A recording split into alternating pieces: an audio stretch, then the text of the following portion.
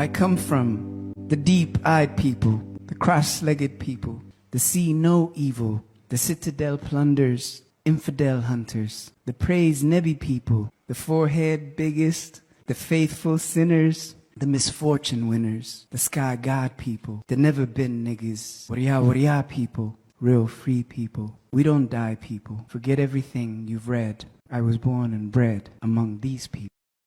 ina yar baa su'aal baynu weydiisay waxay nagu tiri su'aashii ilaa imika ka jawaabi laayeen waxay tiri weersamow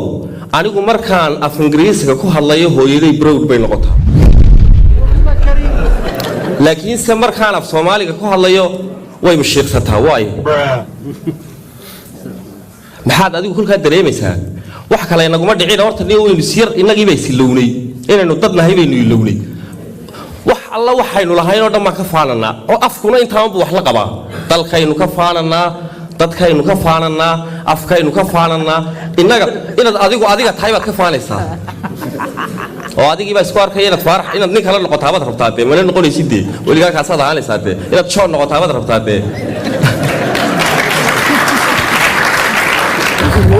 dibtayna haysataa ee afkeenu leeyahay horta niyo bal inagu dibaan isugu noqono ilaa dad jira baynu ahayn weligoodna jiray oo afkeenu intaas uu soo jiray oo af carabi iyo af ingiriisi dhan kasta laga garaacay uu waxba noqon waayay wallahi waa afafka ugu dhabarka adag leh 27 la qoray welina waynu hadlanaa ragiina la midka way bari hore siid waa qaade Latin America oo fiirsade uu fiirsa muxuu haayay maxamed ka sheegay meel dheer uu fiirsa kuwa Senegal iyo fiirsa wadamadani wada Faransiiska ku hadlaya ama af ingiriisiga ku hadlaya quwadeena yeynaan ilaawin afkeena inaga leh ubadkeena aynu barro aynu at least hadaynu qurbo soo baxnay guriyaha markaynu joognaan ku hadalno miya yuhuudda ka liidana